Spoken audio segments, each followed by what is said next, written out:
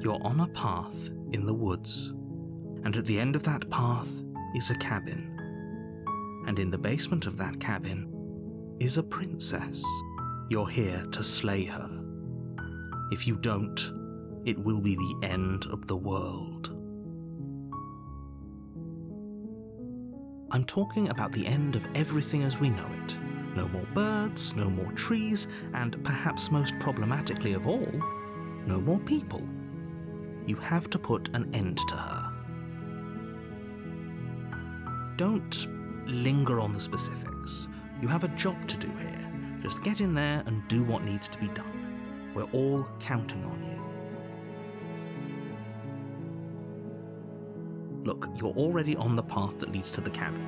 Why would you be here if it weren't to complete a very important task? You've made it this far, you might as well reach the end of your journey.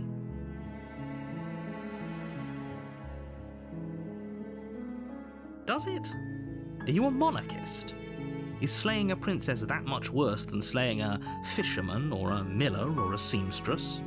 If anything, slaying a princess is much better than slaying a seamstress. Seamstresses contribute something of value to society. Oh, if only that were the case, but I don't make the rules. I have to say I'm surprised at your reluctance thus far, but unfortunately for the both of us, you're the only one who can pull this off.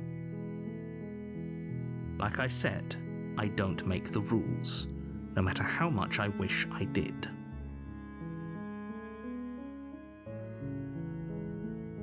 Yes, but you'll have to slay her before you get it.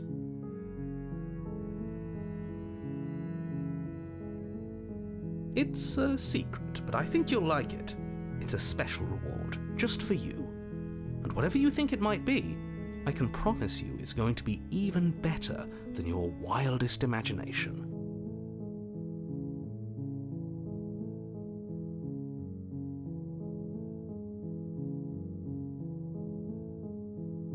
Good. As long as you remain focused on your goal, it should all be smooth sailing. You make your way up the short path to the cabin. You'll find the princess within. A warning before you go any further. She will lie, she will cheat, and she will do everything in her power to stop you from slaying her. Don't believe a word she says. We're not going to go through with this, right? She's a princess. We're supposed to save princesses, not slay them. Ignore him. He doesn't know what he's talking about.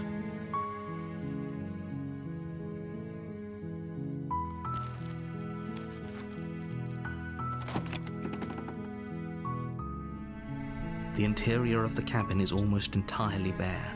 The air is stale and musty, and the floor and walls are painted in a fine layer of dust. The only furniture of note is a plain wooden table. Perched on that table is a pristine blade. The blade is your implement. You'll need it if you want to do this right. You take the blade from the table. It'd be rather difficult to slay the princess and save the world without it.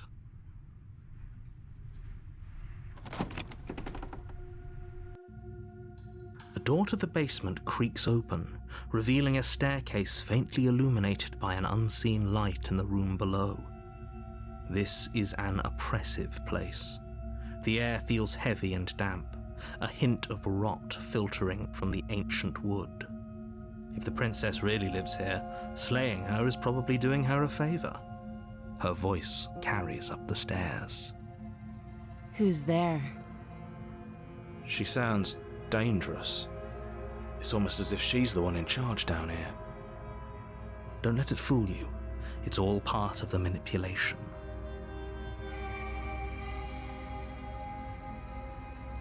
Good. You're still listening to reason. You walk down the stairs and lock eyes with the princess. There's a heavy chain around her wrist, binding her to the far wall of the basement. She's so coldly beautiful. Is she really a threat to the world? Focus on the task at hand. And there you are. Are you here to kill me or something?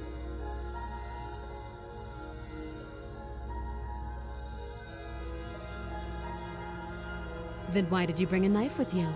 How about you drop it, and then we can chat? She makes a compelling point. What if we just dropped the blade and talked? Look at her. It's not like she's a threat. Don't you dare. It's fine. We can decide what we want to do after we talk to her. Maybe she really is a monster. Killing someone in cold blood isn't very becoming of us.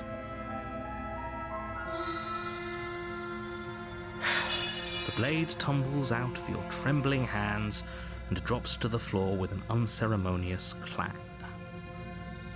Thank you. Maybe now we can just talk.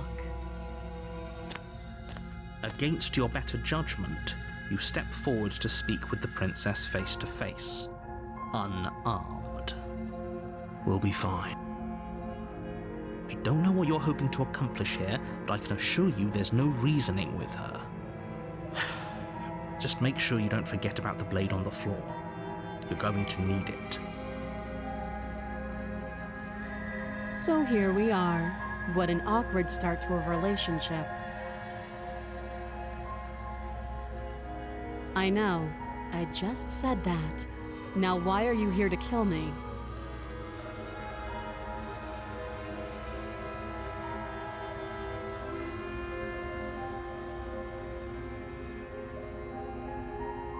Believe me. And do you think asking me what to believe is going to suddenly make everything crystal clear? Let's not pretend that's going to happen. As far as you're concerned, and as far as they're concerned, I'm going to say whatever I have to get out of here. That's just the dynamic of our situation.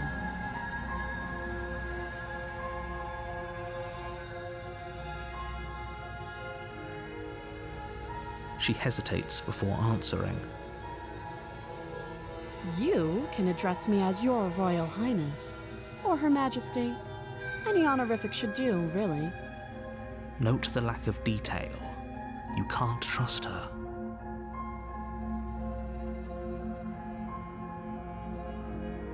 Too long. Again, she offers no specifics. No matter how hard you try, you'll never get a straight answer out of her.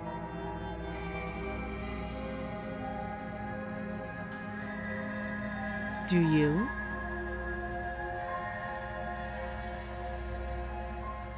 So, you're not going to share? How pointless. If you want to talk, I'll talk. But this isn't talking.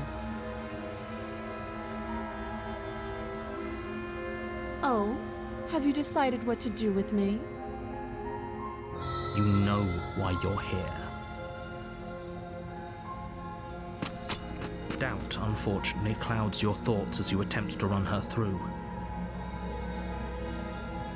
A moment of distraction and hesitation is all she needed to sidestep your thrust and deliver a catastrophic blow to your jaw. It feels like you've been hit with a sledgehammer.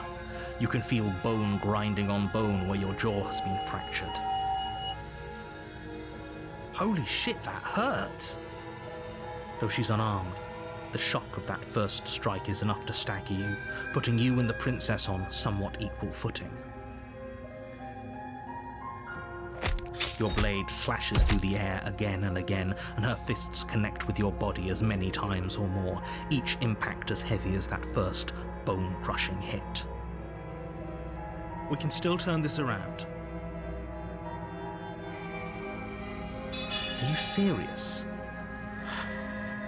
As internal bleeding sets in, the blade falls from your trembling hands, clattering to the ground uselessly.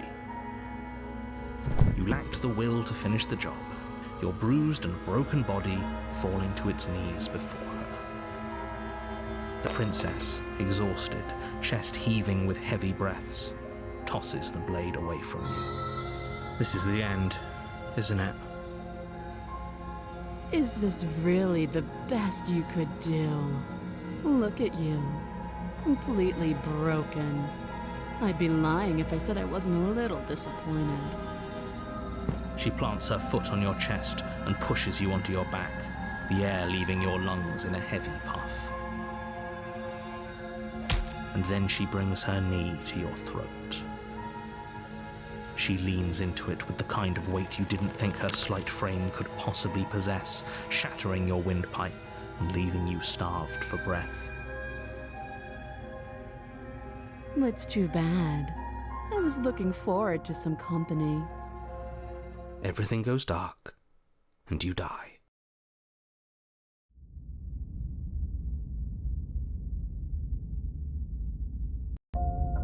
You're on a path in the woods, and at the end of that path is a cabin.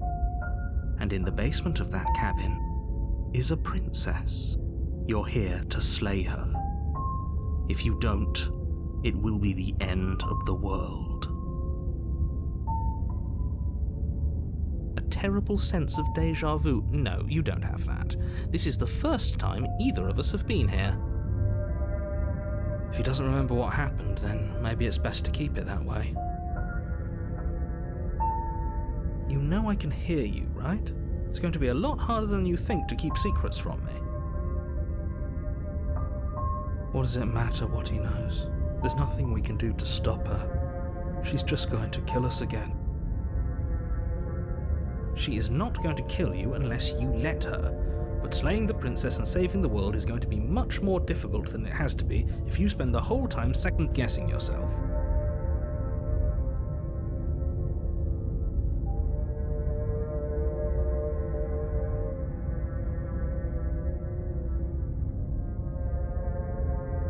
It hasn't. Or if it has, I certainly haven't been a part of it. We've just met for the first time, you and I. Those are two very different questions, but fine, I'll indulge you if that's what it takes to get you moving. Let's say for a moment that this really is the second time you've met me, or at least a version of me. You died last time, which probably only happened because you didn't listen to me. Of course we died. She didn't feel pain. She didn't feel much of anything, did she? And she broke every bone in our body before she decided to let us die. What were we supposed to do to stop her then? What are we supposed to do to stop her now? It's pointless. She's just a princess. Slaying her shouldn't have been difficult, but congratulations. You've been given another chance to actually do this right. And I believe your other question was something along the lines of, oh, what's the point of doing anything? If you're asking that, it sounds to me like you're making the rather dangerous assumption that your actions last time around didn't have any consequences. What do you mean? Of course there weren't any consequences. The princess killed us and now everyone's right back where they started. That sounds pretty consequence-free to me. Yes, but in this purely hypothetical scenario, that begs the question of how you got back here. Did time simply rewind itself, or were you instead transported to a different world entirely? If it's the latter, what do you think happened after you died? Do you think the people there lived happily ever after? Or do you think that the princess, left unhindered, brought about the end to everyone and everything, just like I told you she would? If she ended the entire world, why should we even bother?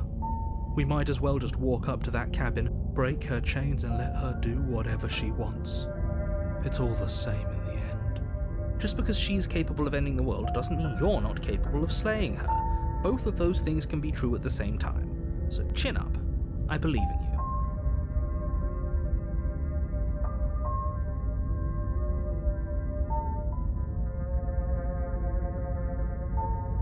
Just be quick about it.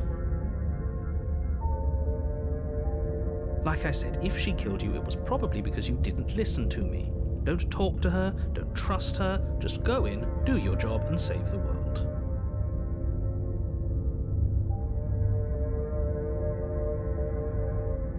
She just can. Believe me, I wish I could tell you more, but you'll just have to trust that what I'm saying is true, and that, despite it all, you're fully up to the task that's been given to you. We're not. We might as well just pledge ourselves to her and stop pretending that we're capable of doing anything in this situation. She probably doesn't even need to try to overpower us.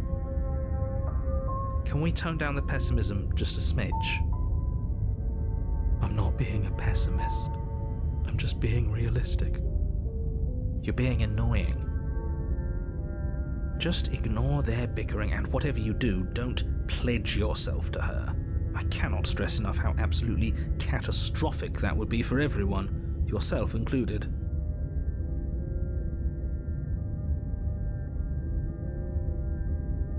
People locked her in that basement, and I told you what this place is. It's a path in the woods. Don't overcomplicate things.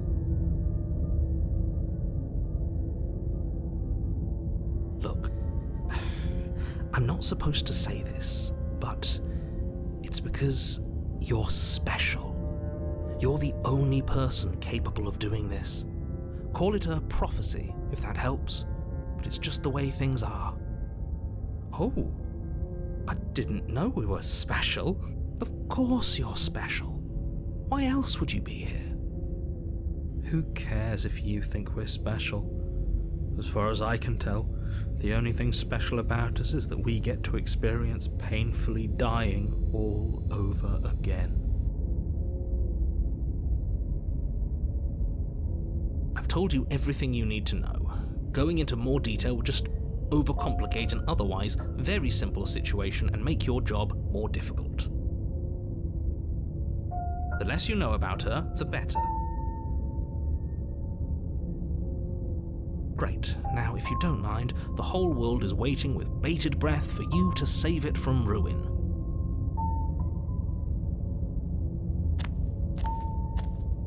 A warning before you go any further.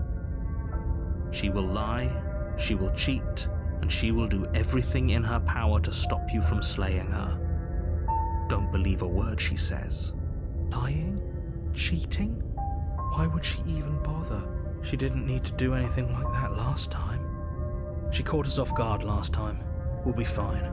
Let's just keep our wits about us.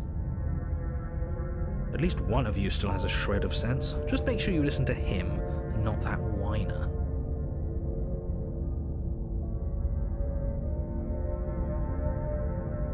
If that's what you want, I guess I don't have a say here.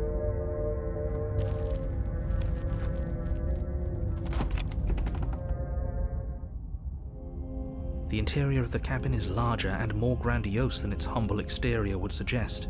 The only furniture of note is a massive marble altar with a pristine blade perched on its edge. The blade is your implement. You'll need it if you want to do this right.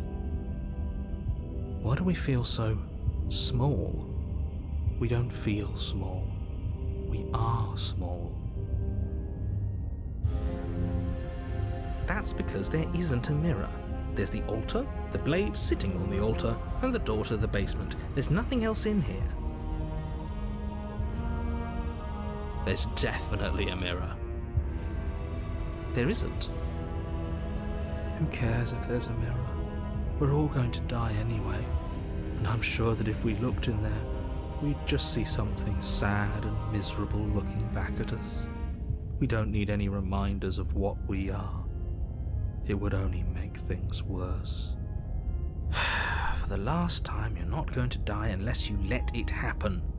And luckily for you, there isn't a mirror, so no one needs to worry about confronting a grisly visage any time in the near future. Though, for what it's worth, if there were a mirror, I'm sure that you wouldn't find anything sad or miserable in it looking back at you. You probably look perfectly normal. Probably. Do you not know what we look like?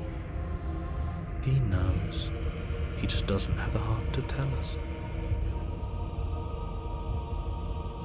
As do I. And yeah, there is. I'm not lying to you. Use your eyes. There is no mirror. Why would I lie about something so meaningless? What good would a mirror even do? Let you waste time preening yourself instead of doing what needs to be done?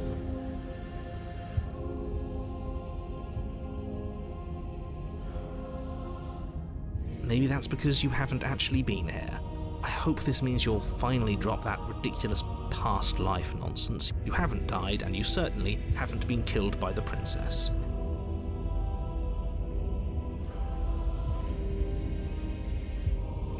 You walk up to the wall next to the basement door. It's a wall.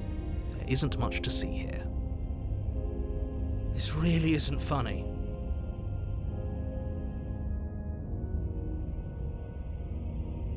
You reach forward and rub your hand against the cabin wall. I hope you know how ridiculous you look right now. We should count ourselves lucky. Some things are better left unseen. You take the blade from the altar. It would be difficult to slay the princess and save the world without a weapon.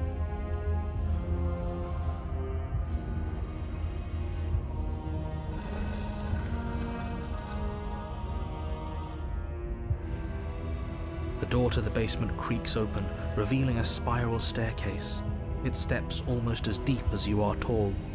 The smell of incense drifts up from below. For a moment, you almost feel at ease.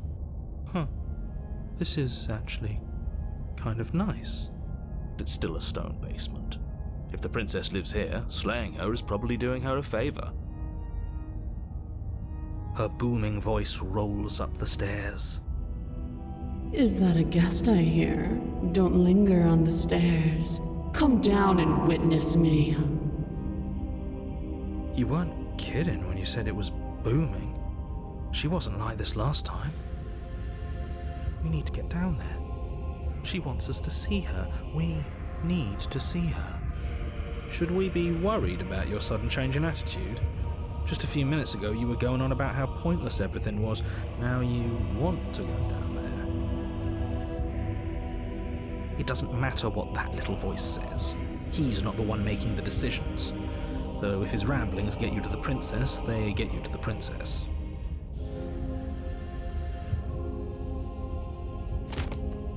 Making your way down the spiral staircase is a time-consuming and exhausting effort, every step requiring you to clamber over one edge before dropping to the next. But soon the end comes into view, and you tumble to the bottom, entering the vast, temple-like room beyond. The princess towers over you, almost glowing in the weak starlight, her figure framed by a stained glass window. Her long hair billows around her, and a chain binds her wrist to the far wall. The chain is nothing to her. It might as well be a toy for all the good it would do. I told you it was pointless to resist her. The little bird has returned to me. I wonder what he wants. You've brought that knife again, even though you know it's useless. Such charming audacity. Drop it. As if on command, the blade slips from your grasp. It clatters uselessly to the floor. But we didn't drop it. We decided to grip it tighter, remember?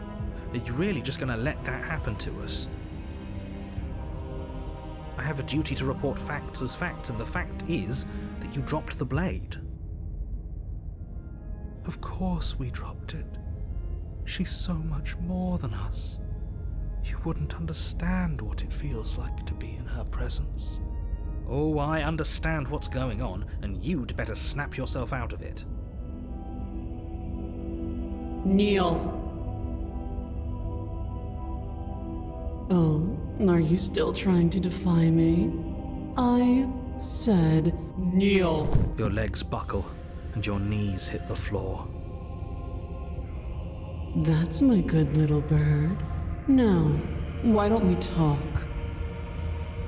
The last time we met, you tried to kill me. And here you are again, trying to succeed where you've already catastrophically failed. What draws you back here beyond the empty halls of death?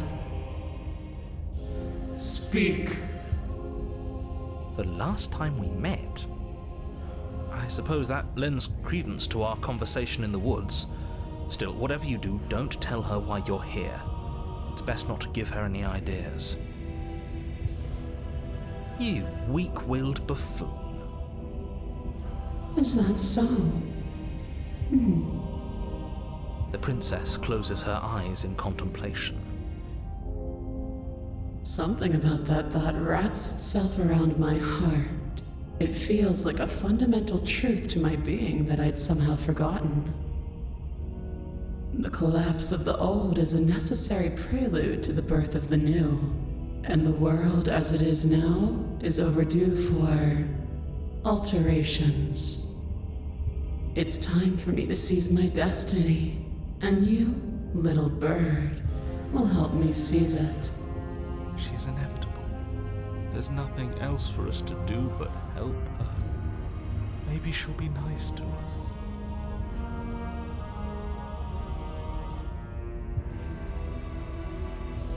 This isn't about desire. This is about what I am. And I have little interest in discussing destiny with one that cannot see the divine truth that shines in my heart.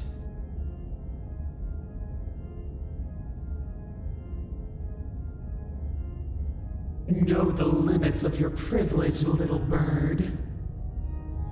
There's an empty place at my side for you to fill, if you'll have it. But it is not a place for an equal. It is a place for something worthy to be kept. A priest, perhaps, or a pet.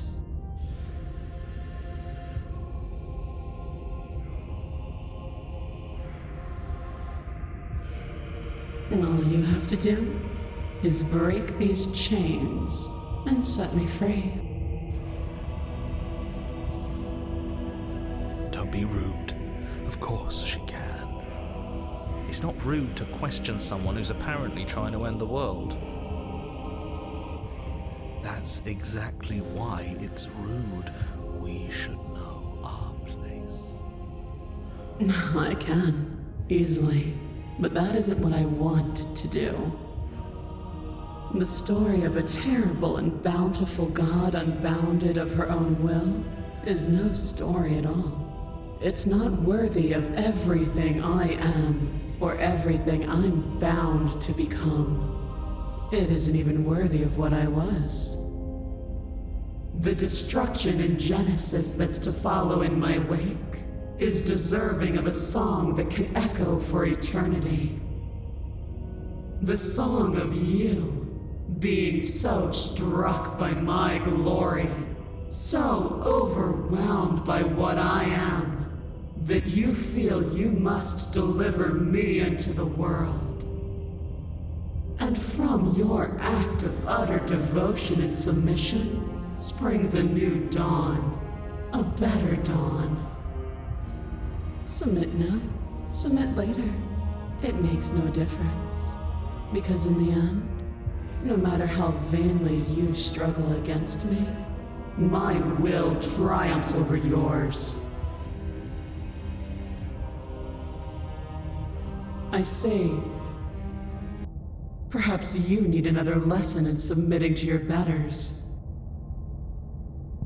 Pick up that needle. Do it. It's what she wants. No objections here. I don't know what she's planning, and I don't like that we don't know what she's planning, but we might as well pick up the blade.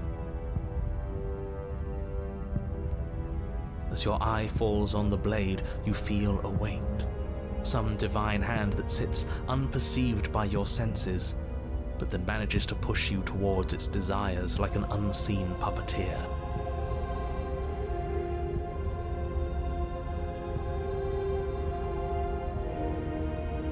You reach forward and grasp the blade. Stand. This one's easy. See? This isn't so bad. Okay, yeah. We can do that. We were probably going to stand anyway. You can feel a creaking tension between body and will as you slowly rise to your feet. like two foes forced into an unhappy truce. The princess eyes you with soft contemplation. The moment seems to last a lifetime, the silent anticipation of what's to come dragging out the long, painful seconds. But all silences are broken eventually. To define me is to claim we stand on level ground. We do not. You are quiet shadow, while I am brilliant radiance. Take that knife in your hand and slit your throat. What? You don't have to listen to her. You're armed. Just steel your nerves, step forward, and end this. Oh, we'll end this all right. Your hand lifts the blade and brings it towards your throat. Okay, I apologize for the unclear language. End her. No, you can't just slay yourself. You're perfectly healthy and capable, and all you have to do is ignore her and do what has to be done.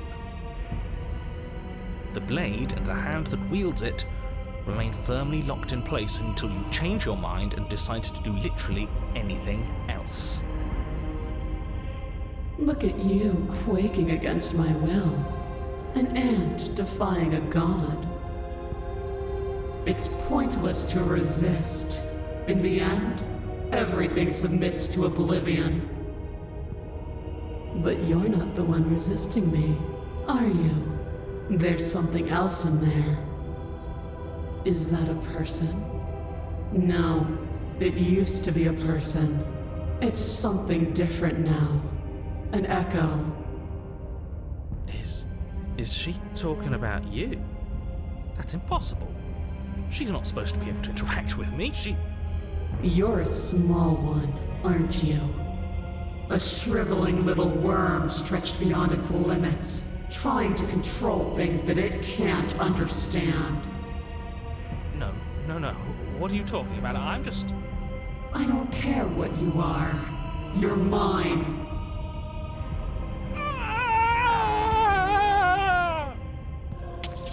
You bring the blade to your neck. You slice through soft flesh, severing veins and arteries, your blood flowing freely down your body. It's a painful lesson in obedience, but the pain won't last forever. No. When I see you again, you'll free me from my chains and deliver me to the destiny that lies beyond this place. We will. I promise. I know you will. Everything goes dark, and you die.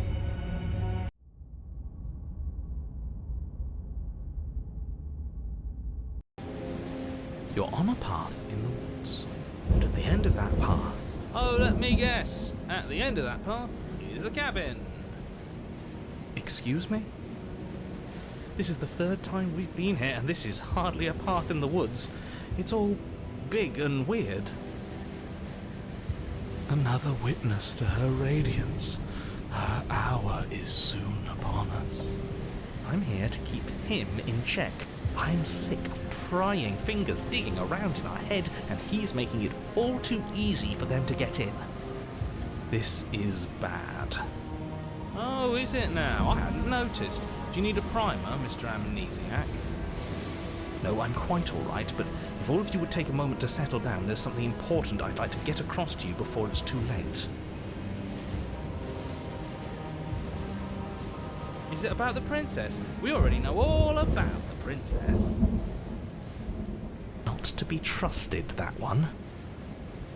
No, I mean, yes, it's about the princess, but whatever you think I'm going to say, it's probably not that. You're not to be trusted either. Look, fine, just out with her already, yeah? If I hear the words, "You're here to slay her," or "If you don't, it will be the end of the world," you'll have lost speaking privileges. You two are just wasting your time. It's all going to end when we open that cabin door, which means it's already all over. What's the point of dawdling when the end is already written? Okay, that nonsense he's going on about, that's what we need to talk about. You've been here before, obviously. So you have met us. Because boy, were you in denial about that last time. No, I haven't met you, but reality is clearly falling apart at the moment, and the only reason that would happen is if you knew things you weren't supposed to know. What the hell are you talking about? He's talking about those weird marble trees and how wrong everything looks. Yes, exactly. Whatever you did before gave her far too much power. So you've got to cut it out, get to that cabin and slay her before things get any more out of hand. We've built a new god, and she is limitless. Our thoughts doing that. Make her small, make her small, make her small, make her small. Shit! What if I'm doing it wrong? What if I'm making her even stronger? Do you hear those two with their runaway thoughts? I'm only giving you the sliver of information I'm giving you now because things are already deep in the shitter. This was my last card to play and it looks like it's already made things worse, so hurry, cabin, now.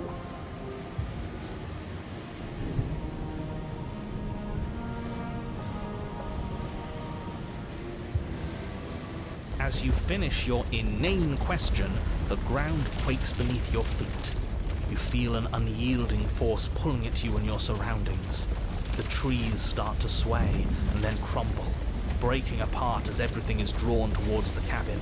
Even the earth beneath you seems to shift, your feet unable to grip solid ground as you're dragged forward along with everything else. The end of everything, the beginning of something new. The moment we open that door, she will be free. Stop believing everything you hear. We just have to get our thoughts in order. We just have to think straight. Any, words of warning?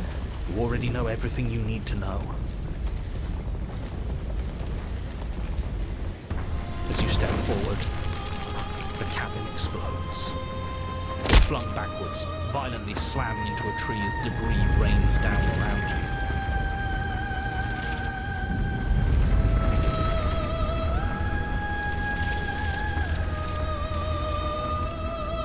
Watch in paralyzed awe and terror as the princess emerges, her body unfurling from some vast space as she stands upright to face you.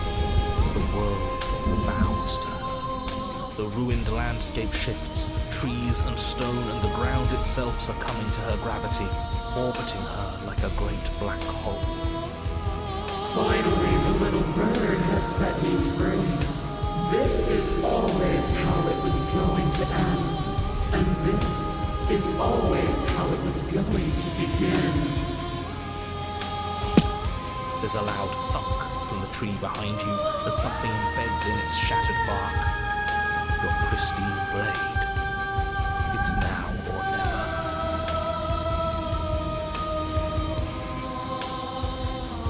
Yeah, screw all of this, I'm with you. A real god wouldn't need us as part of her plan. You'll never make it. And even if you do, what could you possibly hope to accomplish? We'll do what we were always supposed to. We'll take this blade and we'll sink it into her heart. Look at the way everything's being flung around her. If we just throw ourselves in her direction...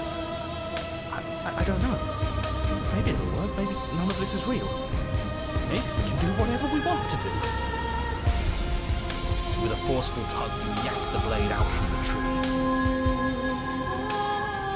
You close your eyes and take a deep breath, and for a moment you can feel everything around you, like you're a part of everything, and everything is a part of you. And then your eyes open, settling on your target. It's time.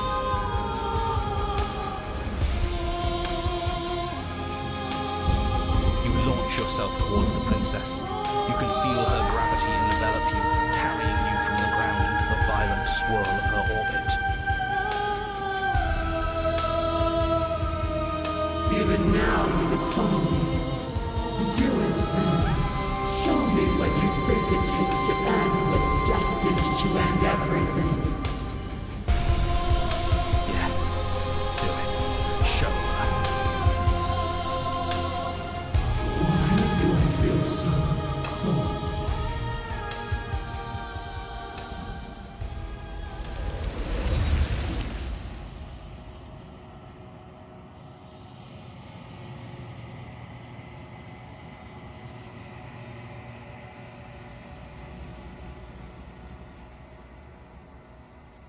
Oh, where did she go?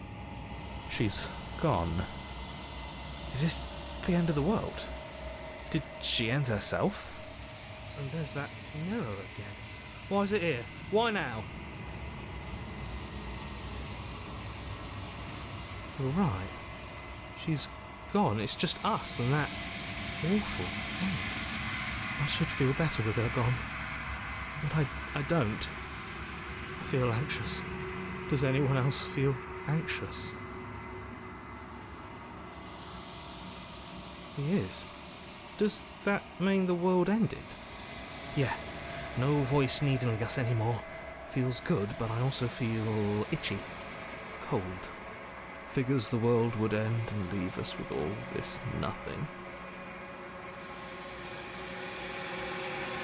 There's something dreadful about it. I don't think you should. It's calling us, and not in a good way. I don't want to look at us. I'm begging you, don't do this. It's different now. It feels, I don't know, final.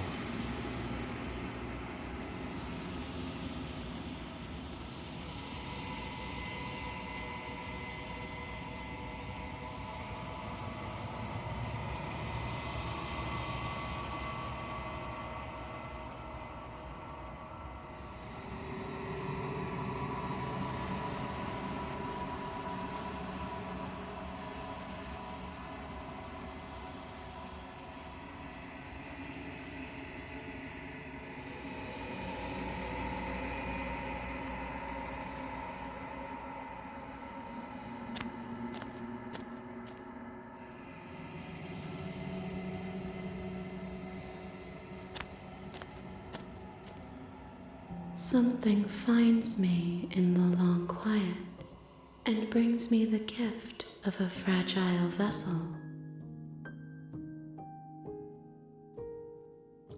Yes, nerves and fibers to feel the worlds beyond, perspectives to make my own. This one is dominance, a figure capable of bending everything to her will. She will make for a terrifying and divine heart. Do not mourn her, for she would not be able to mourn you. How can the world have ended if we are talking? I'm sorry. There are some changes that can never be undone. There are some tears that can never be unshed. This is not a place that can hold a fragment of a concept. The moment she arrived here, she was going to return to me. I promise that it doesn't hurt.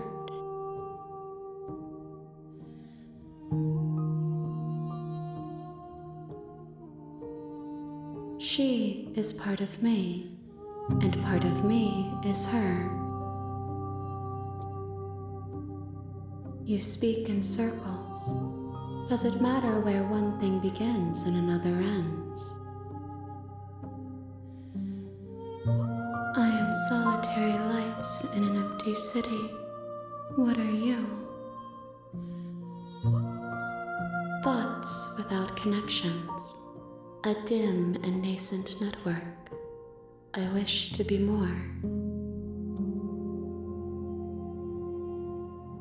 I think that you are like me. We are oceans, reduced to shallow creeks.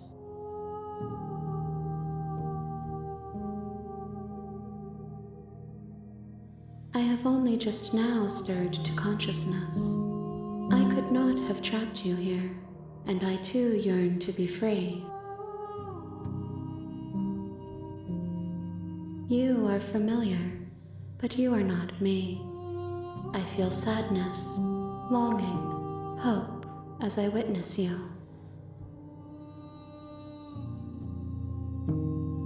You are the only thing I have ever known. The space we're in is vacant. Nothing comes here but us. I know only that they are. Nothing as we are, but I know that there are worlds beyond us, and that we are meant to reach them. There is no exit, but this vessel is a creature of perception. She can make you forget, if only you believe her to be able to. Bring me more perspectives, so that I may be whole, and perhaps then we will know our freedom. I have not lived. I am not afraid to die. Everything, until we meet again. More than you have found, but less than there are to find. I am infinite. The rest will find their own way home.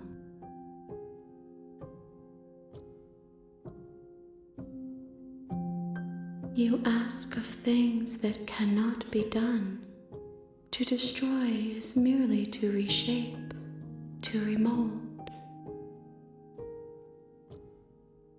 How can I know? I am flickers in something sprawling and unilluminated.